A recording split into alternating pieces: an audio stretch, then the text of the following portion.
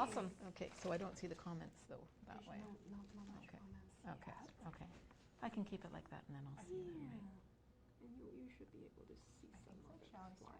I think so. Okay. Can we go? Yeah.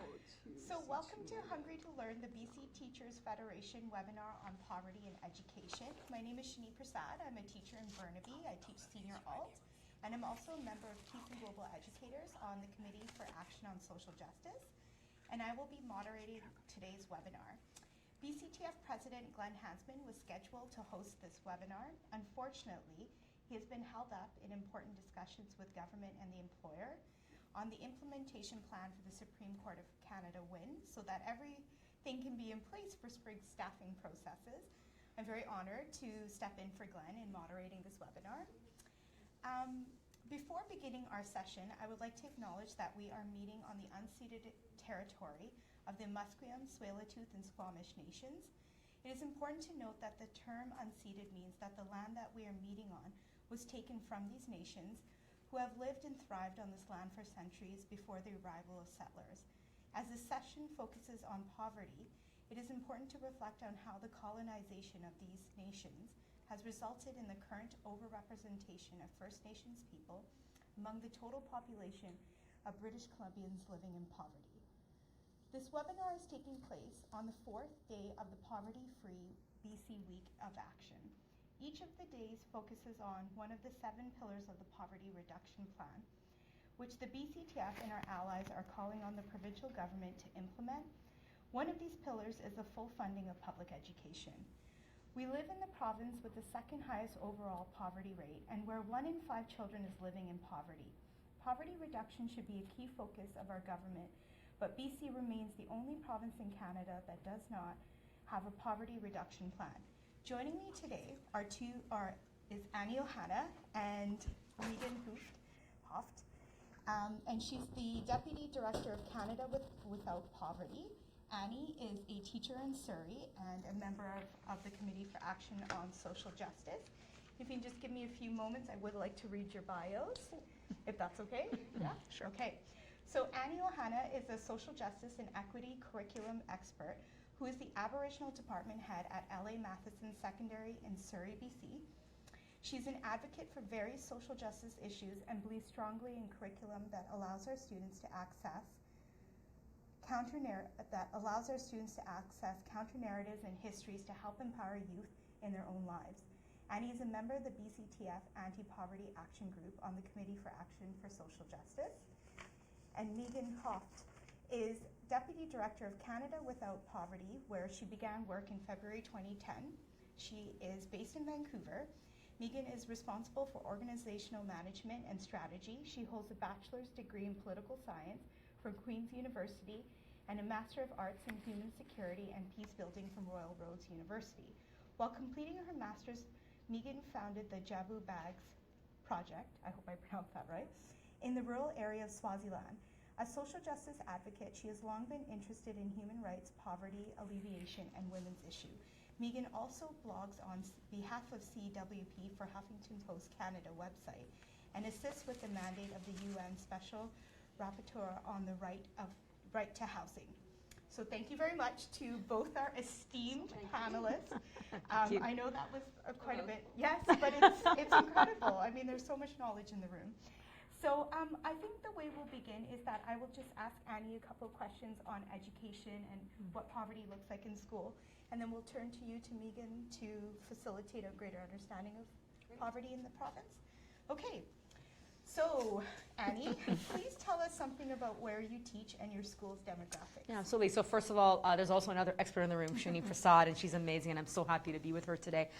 So a little bit about where I teach and my school's demographics. So I teach at L.A. Matheson Secondary, go Mustangs, and we're an inner city school, or still seen as such. Our demographics are interesting. We have a rather wide socioeconomic breadth, and that actually points to one of the issues I think that comes up in poverty, is a sense that we have some students that live in what you would be like abject poverty, where there's a need for food programs to support them, but we're also seeing a shift in what kind of people live in the area, but then also like the struggle of the middle class to make ends meet, right, where housing prices are going up. So it's very interesting to see the wide breadth. I happen to be an average marginal teacher advocate. So my caseload of students tend to be, more on like the lower income front. But then we also have the students that have full family support, et cetera.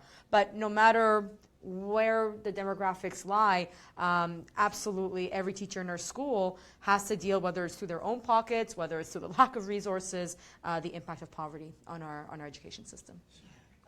So you already kind of started to explain, the impacts on your students, but I just wanted you to further facilitate that. So what are some of the implications of underfunding of public education on your students experiencing poverty?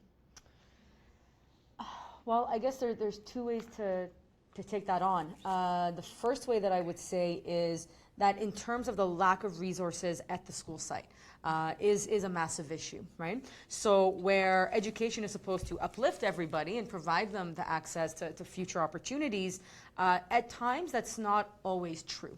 And so what happens from a teacher perspective is that we often have to fill in that gap. So I always say it's a bit of like a shadow budget. So, the government gives you a certain amount of money, but then every teacher is doing everything from buying granola bars to having to cover fees for field trips, anything of that measure. It also means that from an administration point, they're having to take on a lot more interventionary measures, right? A lot more funding. So I teach in Surrey. There's so much funding for intervention programs to try to keep kids away from negative decision making, right? From the quote unquote gang life. So it's fascinating to see how every single facet of a school is impacted, let alone the fact that there are students that literally are impacted in terms of their brain function. When they're hungry, when they're not focusing, I see incredibly high levels of anxiety when it comes to them trying to think about where they're going to get money from, where they're going to go to school, how are they going to afford that. Absolutely, it results in, rather than long-term thinking about their future plans and what decisions can lead to that, it's survival mode. And it's survival mode not just with the parents, but also with the students. So what are you doing to respond to these concerns in your classroom or in your school? Again, it's a bit of a multiple kind of pronged attack. I'm a teacher. I believe in education, right? So educating our students is very important. Educating them in terms, and not just like to build their skill sets to get the good job, but to literally discuss these issues in class. I strongly believe, because I do teach things like social justice and social sciences, that we need, like, this real skill set is in our students understanding what does good economic policy mean, right? What does it mean? What does poverty actually mean? In my school we try to support the parents as well. What can we do to help them, right, gain a better understanding and to help them deal with the stresses and anxieties of life, but still providing a supportive environment for their students. And lastly, that at the end of the day, absolutely, not only are we advocating for things like a poverty reduction plan, which would be hugely beneficial to our school site, but also, bottom line, some of our kids are dealing with dire, desperate situations. And so I'm not going to let a kid be hungry in my class. I'm not going to let them go through a winter without a winter coat, right? So it's a bit of a, you have the charity front, which is not a bad thing, but it's not the only thing. And if we stop there, we're not really solving the problem. Mm-hmm. So you've really, given us a great picture of what your school is like and, what your classroom is like and how you're responding to poverty. How much do you think this should be the responsibility of teachers? And do you have any recommendations for a more systemic response to poverty, especially in our province? Absolutely. Education is not from teachers alone, right? There are multiple stakeholders to that endeavor, and the main one is the government. We have a public education system that is publicly funded through our tax dollars. As a taxpayer, I want to see my tax dollars used efficiently, and one way that I would like to see it used is to provide stronger funding for public schools.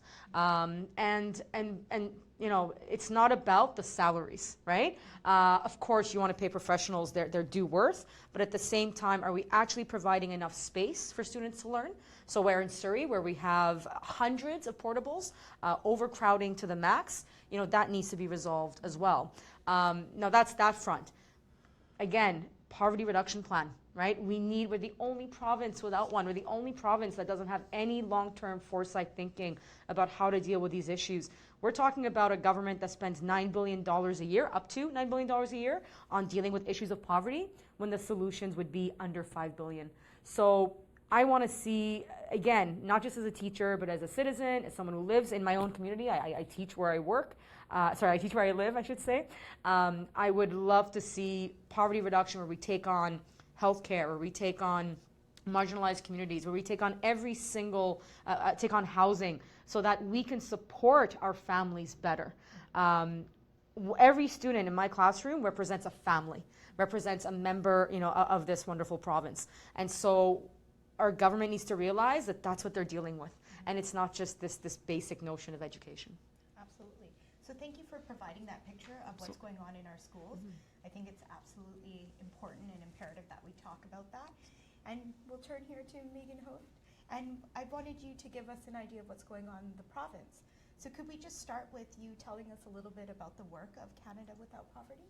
Sure, and if you don't mind, I just wanted to Yeah, commend Annie, please. because one of the things that at Canada Without Poverty we try to do as well is not just focus on the charity response, but really look at the justice systemic response.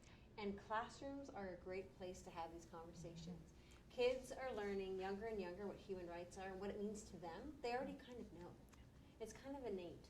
But the way we used to talk about it was all, developing countries, their rights, but housing is a right here, food is a right here. These kids are hungry, and these are issues that governments are responsible for. Every time you see a hungry child or a homeless person, it is a sign the government is failing, full stop. That is what human rights mean. So I just wanted to commend you, and I'm sure there's a number of teachers at the BCTF bringing these conversations into the classroom, because it's so important to engage people early. It's really shifting that perception. What is poverty and what do we need to do about it? Yeah. So, Canada Without Poverty, who are we? Yeah. We are a 45-year-plus organization. We used to be called the National Anti-Poverty Organization. So a lot of people know us as NAPO. So if you go to different meetings, some people might say, oh yes, I remember NAPO, or I was on your board in the 80s. It's awesome. We have a legacy of being involved in bringing the voices of people who lived in poverty into conversations about policy, about things that affect them at the federal level. Although we try to reach across the country to all the provinces, we're a staff of 4. So I happen to be out in Vancouver, which means that I have an interest in BC in particular, but we really have to push at the federal level as much as possible, because that's where we believe the human rights obligations need to be fulfilled and implemented from. So 45 years, we have a focus on education, we have a focus on ensuring the lived experience of poverty is represented in policy and discussions, and we also just want to ensure that the mainstream population, people just having conversations, are learning more about poverty. So how do we use education from our perspective, whether it be workshops or conversations like this, to start to get people to think about it differently? Not, that person on the street, what did you do to get there? But, what state responsibilities are not being met, are not being fulfilled? Absolutely. Well, that's impressive work and very necessary. So can you tell us, how does poverty in BC compare with other provinces? As someone who has lived here for 14 years and has a sense of what's happening across the country, it's pretty embarrassing. It's embarrassing for a number of reasons. Not just that it's one of the most visible places where you see poverty, and that's the chronic homeless population, but also because I'm aware that the numbers are always last or second last in terms of, or to say it another way, worst or second worst. And I find that dismal, incredibly dismal, to think of hundreds of thousands of children who are in families who are in poverty, people who are struggling. As someone who lives here, and I see the prices, and I wonder, geez, how are people affording things? I can only see it getting worse, but then nothing is getting done. Frozen social assistance rates, I can't believe it. We're talking low minimum wage. Meanwhile, the living wage is above $20 an hour. I don't see housing programs really opening up for people who need help with affordability. So I have questions about what's happening here and across the country, with other provinces and territories really stepping forward. They're saying, you know what, we realize it's not a one-bullet solution. This is a multi-pronged approach, and we need a plan. We have the federal government saying, we need a plan. And they're right now in consultations for the next few months with groups, with people living in poverty all over the country, saying, what do you want in your plan? So the plan's going to happen. The plan for housing, childcare, poverty is going to happen. BC has to get on board. We can't just be left behind like this. It's really got to be a collective effort, and we need multi-ministries involved and at the table talking about these issues. Well, I think that's a very good point. Many of the representatives of our provincial government say that a poverty reduction plan has not been successful in other provinces. So that's one of the justifications for not enacting that here. What do you think about that? I think it's an interesting line. I don't think it's a line that's evidence-based necessarily. What we're seeing is, of course, you have different provinces who've taken up the poverty plan to varying degrees. And that's in part because you didn't have federal leadership saying what you need in a plan. And there are certain components that are going to make it more successful. But a lot of people like to look at Newfoundland as a success story. They were the second ones to develop a poverty strategy for the province. It was 2006. They're just after Quebec. And essentially what they did is they put in resources, they had political will, they were dedicated, they had targets and timelines, and they managed to go from the province with the worst poverty rate to the province with the best, if there is a best poverty rate. But they managed to reduce poverty significantly through a number of steps. One of the ways in which they did that was attacking social assistance rates. So although not all of their social assistance rates, for example, meet the poverty line, they are the only province with one category, lone parents with one child, that actually give enough money to bring them above the poverty line. So they're really saying we're committed. Yeah. I think that's... If I can add to that, if you want evidence of why poverty reduction plan would work, look in our classrooms. Because anybody, and you don't even have to be a teacher to see it, but when kids have a stable house to go to in the evening, when they come to school fed, when they're well clothed, like any of the factors that we consider to be in a poverty reduction plan, when all those needs are met, the kids succeed. And I would urge every person living in BC to look at their own children and to see what they can provide for them. And for those that are comfortable, for those that are living above the poverty line, they can see that by being successful, by having privilege as well, that they are able to give what their students, their children need, and that the students in those classrooms tend to do quite well. So the evidence is there. We know this for a fact. There's no need for more evidence because we know that when it's there, it's there. And absolutely, the government then has that responsibility to make sure that's available to everybody. Because going back to your earlier point, it is about human rights.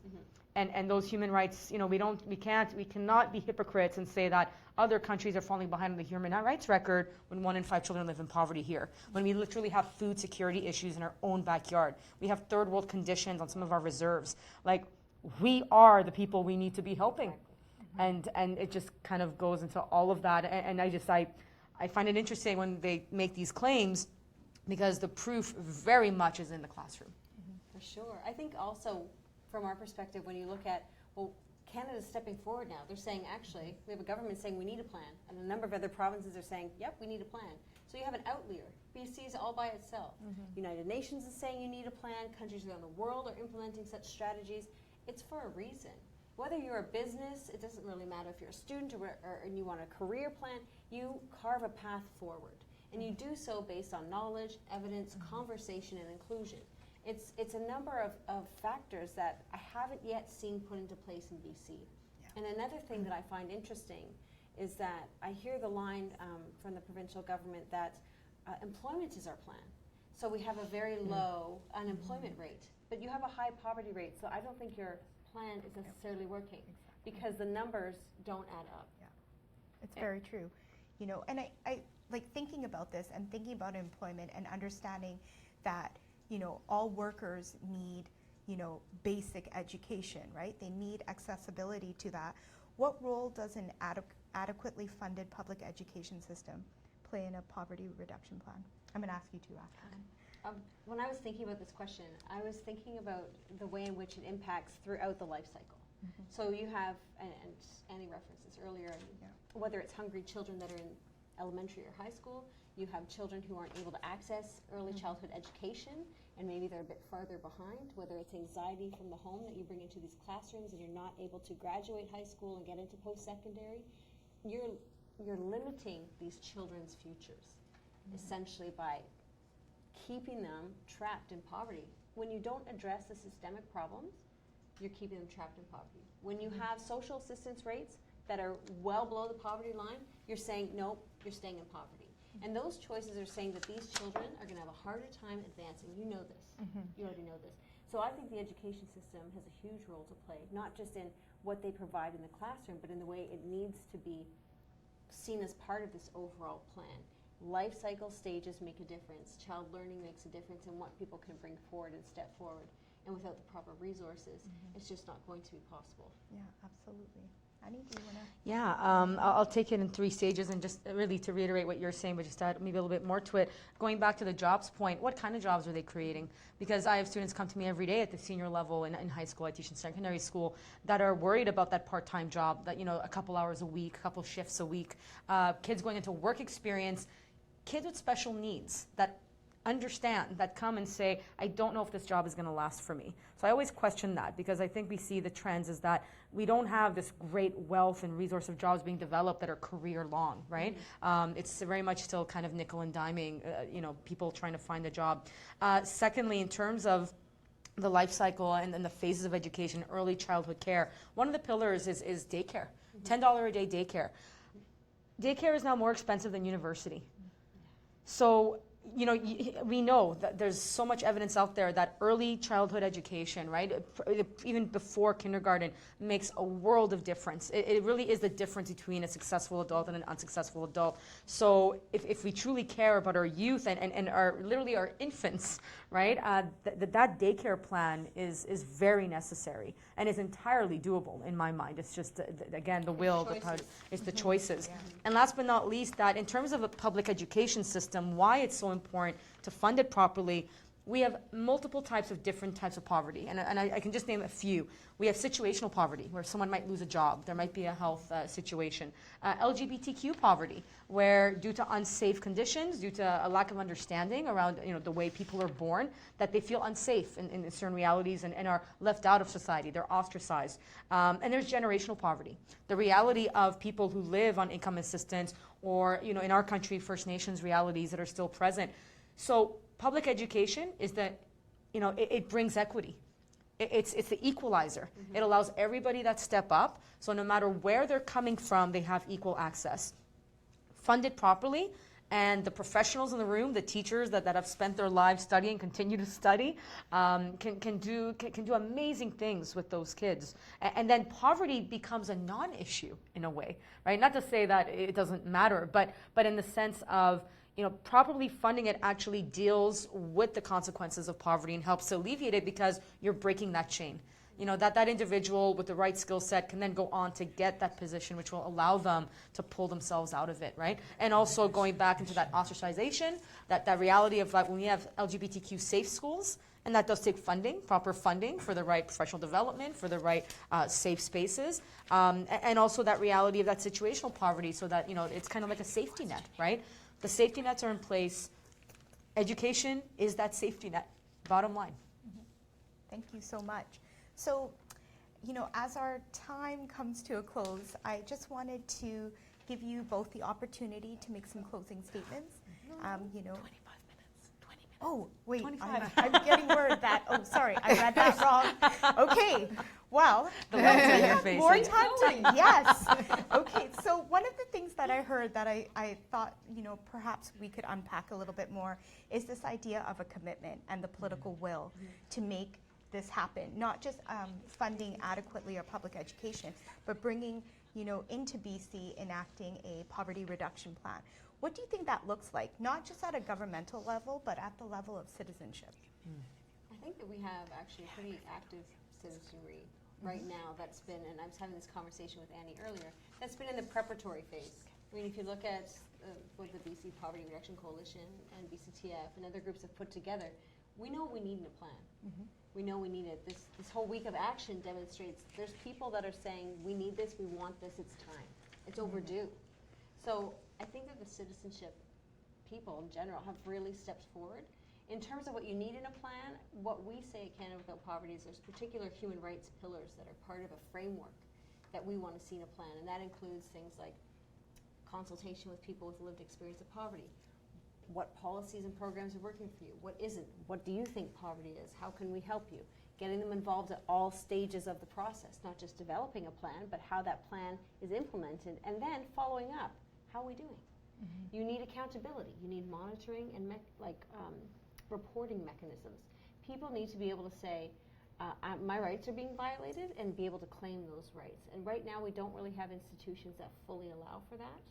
You need to make sure that essentially you're bringing in human rights language, that it's explicit, that it says, I have a right to housing, food, an adequate standard of living, employment, work, education. This needs to be in these documents. And if it's legislated, I think it's a bit stronger.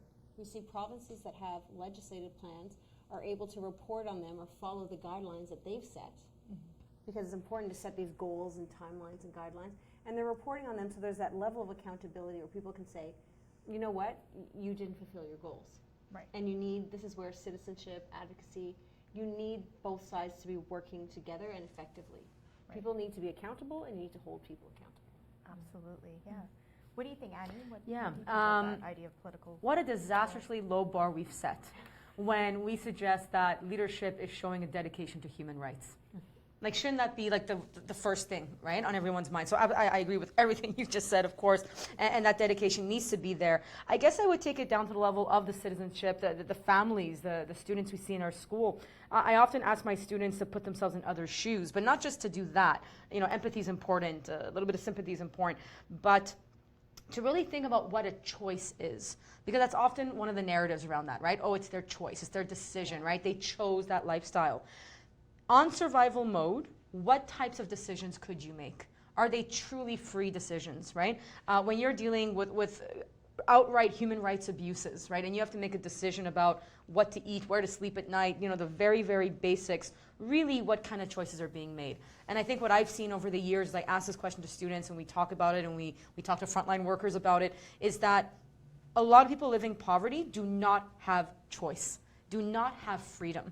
And we supposedly live in a land of freedom and opportunity. But when you're locked out from accessing those opportunities and those freedoms, then there's nothing there. So as a citizenry, we can do a lot more to advocate for policies, for mechanisms to check in on changes, and to really change that narrative, change that idea. I think listening to people as well. Let's be very honest. It's not just about living below the poverty line. We have, you know, workers that are living in poverty.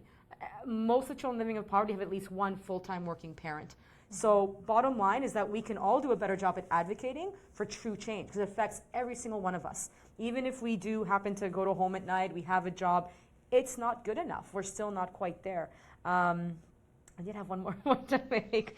I would say as well, whether it's your house budget, your family's budget at the kitchen table, or a provincial budget or a federal budget, front loading is not a bad thing. So when we want to find these solutions, and it might be biting the bullet and putting money down on the table up front, we would never, no parent would ever say about their child, you're too expensive, right? So I'm not going to raise you, right? That's not how that works. So if we know that putting forward daycare plans, by putting together all of those things, and yes, that means perhaps, having to pay for it, maybe not having that darling $2 billion so-called surplus, right? That in the long term, we're going to be saving money. We're going to be making money. What a simple economics lesson, right? You buy a house as a mortgage. It doesn't mean that now you're poor. You've made an investment. So we need to change that narrative so we believe in investment. We believe in true investment. We believe in true choice. We believe in true freedom. Mm-hmm.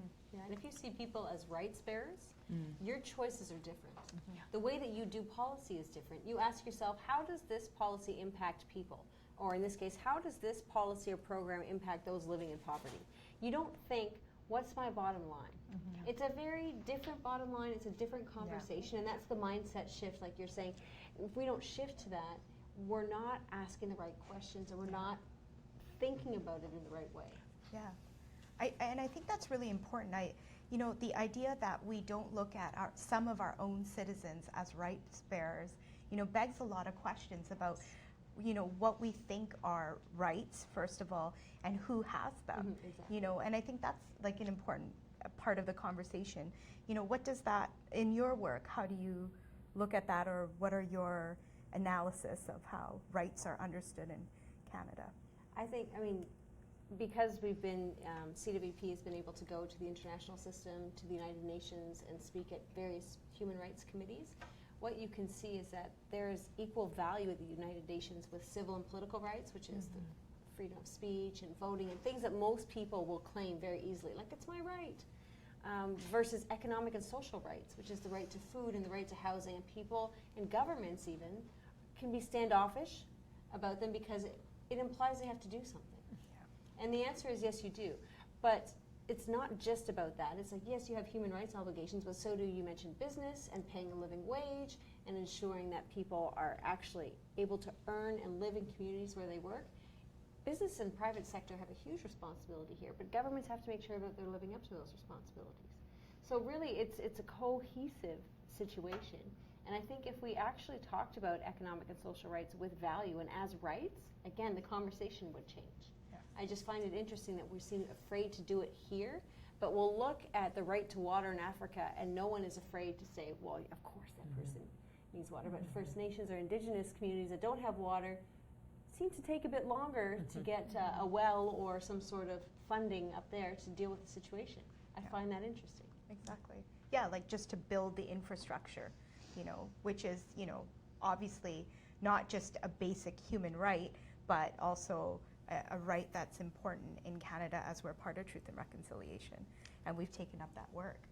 Annie, do you want to weigh in on that? Yeah, there's I think there's a disturbing trend in BC. I can speak for BC in the sense of education being a choice or providing choice. That's problematic to me. Education is a right. Bottom line. So how do we see that? Is that education is that right, and as right-bearing citizens, all of us, education needs to be open, free, accessible to every single individual. And I think then to go to your previous point, there's actually an interesting reality then with education about how we teach about different groups of people, right? Are we continuing the old trends of stereotypes and biases and prejudice, with certain marginalized groups, or are we as a public education system really stepping up and really providing that inclusion, that equity necessary, so that everybody is seen as an equal contributor to society, as a human being fully deserving of their rights? But I think it's interesting that in BC we're fighting a government that literally, I'm not shy to say that, I mean, the evidence is clear, that we have to fight to fund our education system. It's literally a battle. And that doesn't sound right to me. Exactly like to the point to the water, right? Should we fight for the right to water? We shouldn't, right? So water, education, oxygen, clean air, I think it's all the same thing. And I would hope that true leadership would see that and would fully dedicate themselves to that, because really, who's hurt by a strong public education system? Like, what citizen walks away with less if there's a strong public education system? I've never heard of that. And we always say, how many countries, right? Oh, we're providing education, we're building schools, we send kids through, charity-based programs to build schools overseas, and crow about, they have to pay for their uniforms, that's not fair. We make all these claims, left, right, and center, and then when we come back here, again, can speak just to BC, that again, it doesn't feel like we're completely free to really celebrate and use a public education system the way it should be used.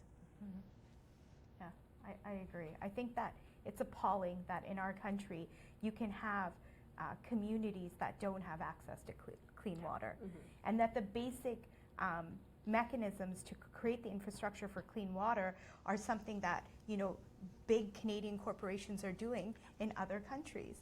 It is quite appalling, and I think one part of the education system is the necessary space for teachers to be able to do the work to help kids, critically analyze what it is, that our, on a political landscape, what it is, how we conceptualize politics, but also on the local and the national and the international level, looking at how these dynamics play out. And in an underfunded education system, it feels often, I don't know, Annie, if you can agree with this, but that we don't have the time and space to do that. Right. Because our kids are coming in, like Annie and I kind of work in the same kind of realm of teaching. We're attending to the basic human rights with our kids. Shelter, food, clothing, just building a relationship often. That those longer conversations that we need to have and we want to make a focus of education don't always happen. So I think that that's also another part of why we need a fully funded education system. For sure. I can't agree more with everything you just said, and the reality of, education empowers our youth, and they're the ones that will create that change. They're the ones that will step up and help organizations like yours to really bring that forward. And as long as we're dealing with the very basics, as much as sometimes, you know, we're talking about hunger, right? There's that hunger, there's that need for change, and it's a wonderful thing. But unfortunately, yeah, you're left with limited time, limited resources, limited realities, and you're spending your own resources just thinking about the basics, where there could be so much more. But certainly on a positive front, that it's amazing when students when they feel empowered from wherever they come from. I teach in a very diverse school, so we have any number of individuals in one room, that they do amazing things. I know so many former students of mine that are continuing in that tradition, no matter what field they go into, to think of it through a social justice lens, to really think about what they're doing, that want to continue the work they started. And I have to tell you, a lot of them are not well off. They are underprivileged, and yet because they understand the human rights, they understand the need for it, that they're willing to push forward with that. But there's such a high turnover rate in education because teachers are stressed out. They're tired. There's just so much that needs to be done. And we have to worry about that, right? That the health and wellness of our own profession in trying to plug the holes that the government's not willing to fix. It's like we're eating ourselves alive at times, because then you reach a certain point and you just can't anymore. And that's just sad, and that shows a bit of a soft stomach to education, that if you really want that strong education system, you've got to support it so that those who actually run the system can do so properly, and therefore be a great stepping stone for our students as well. Yeah, I think that's really important. One of the things that we hear as a negative towards an anti-poverty plan or any type of public funding is the fact that it's going to be costly. Have you come across that in your? Yeah, I mean, again, it's what's your bottom line, and in this case, what are you willing to give? What are you willing to do? We have examples of even Alberta next door. Their plan isn't in action; it's in discussion, but they've already got references to it in their 2016 budget. Right. It's commitment. They've already tried to tackle homelessness and housing. They've been looking at chronic housing, and they were steamrolling ahead with the Housing First model before the rest of the country was fully on board with it, and now there's government funding to help that. You have Calgary that stepped forward and put together a homeless charter of rights. Yes. So people are doing things because they want to and they see it as a priority. And I think, Annie, you referenced earlier that essentially it's cheaper to address poverty. It doesn't matter which province you look at. It's Ontario, it's Canada-wide. It is cheaper to address poverty than to deal with it as it is now. Because staying in a hospital emergency room is more expensive than helping someone get into social housing or offering a rent supplement. It's just different ways of looking at things, and right now, even the economics is pointing to, we need a plan.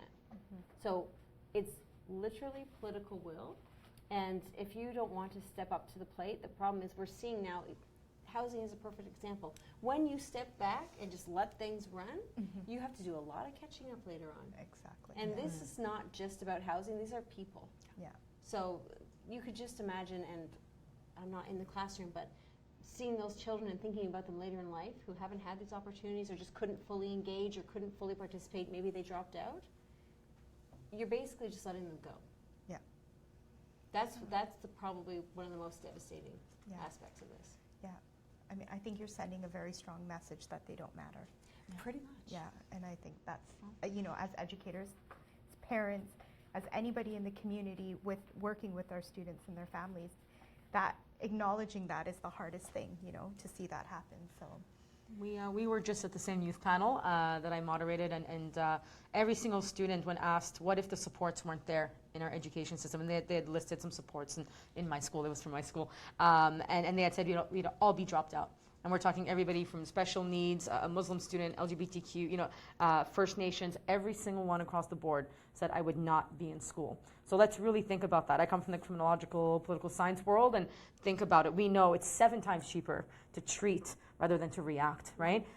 Jails, I mean, these are very general numbers, but like $80,000 a year, easy, right, for a person in a jail cell, right, rather than providing social housing, right? Like how many numbers we can throw out there of how expensive it is to react to something rather than to prevent it. So there is no argument. I think that's a really it's an interesting, line. It's an interesting twist that they say, oh, well, it's expensive. No, actually, it's cheaper. And if you actually knew your portfolios and you looked at what people on the ground are telling you, from RCMP officers to frontline workers to hospitals to everywhere, every single time, every single person has the same answer. No, it is cheaper to actually deal with it beforehand. Or maybe to not have to deal with it at all because people feel safe, they feel secure, they have the privilege of food, clean water, safe housing, and to literally start off in a better, with a better leg up in life than if they didn't have that. And what a sense of relief it is to see people happy, right? Yeah. something. What that does to people around you. It's that whole, if you've looked at books on inequality, and inequality and poverty are obviously related. But they talk about how essentially, if you have more equal societies, if you have, basically people who maybe don't struggle in as much the depth of poverty as we have now versus the extreme wealth, you're going to see better high school rates, you're going to see better, mortality rates, you're going to see all sorts of things that point to more trust in your community, more commitment to people, and it's just a better sense of social advancement. It's people need that inside as well as the outside supports. So that's why it's not really a silver bullet solution. Everyone wants one thing to just end it. But when you have a government that isn't ready to commit to you, I think people feel that. Yeah, absolutely. So now our time is quickly coming to an end. Okay. So do either of you have any closing statements? Do you want to say anything to? Oh gosh, I don't. I think. I'll just reiterate. Okay. Yeah. Political will. Yep. Commitment to resources. Commitment to people. Inclusion in discussions. Yes. Working with your civil society. Bringing in human rights. Letting human rights lead the conversation. This is what we need to see happen in order to create a poverty plan that will work. Yeah. So it's not just we need a plan, let's make a good one. Yep. Absolutely. Yeah, I would say I want every parent to look at their child and say, is my child worth it? I think every child is worth it. Every child has the right to a happy life. Every child has the right and opportunity to access to a good job, to a good education. Every single child deserves it. And if all you can do is just look at your own child and say that, then that's a start, right? Because that's where it really is. And I think you said it perfectly, right? If you feel your government cannot look at your children and say the same, then we're in a very, very bad situation. But my hope is that there is that belief that we all deserve better. We all deserve a fair chance. And beautifully enough, we have a public education system where teachers are working so hard, where we have good outcomes, we can have better outcomes. And so, we do have a leg up in a way, right, where we don't have to start from scratch. We already have a beautiful foundation from which to build from and to continue ensuring success, but to even make it even broader. So I just, children first. Absolutely. Well, thank you both. That was a great way to end this panel, because I think that sometimes these situations or these discussions can be very termed as heavy. But I think, knowing that we have advocates like you out there, it just gives us such a sense of relief. And I would also like to say that on the BCTF anti-poverty webpage, there are numbers of resources that you can use to raise awareness with your colleagues and with your school community or your community. There's a Hungry to Learn PowerPoint, which includes some of the information we have shared today. It's posted on the webpage, along with a number of poverty and education infographics that highlight findings from the survey of BCTF members.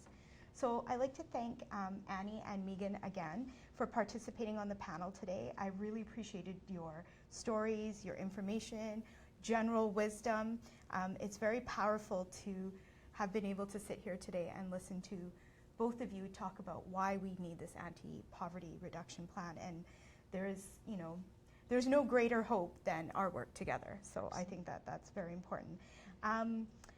So let's see, where are we here? Thank you. Oh, yes, and thank you to everybody who's joined us. Sorry, I'm a little enamored with these two. So thank you to everybody that's joined us. Please let your colleagues and friends know that this webinar will be posted on the BCTF YouTube site.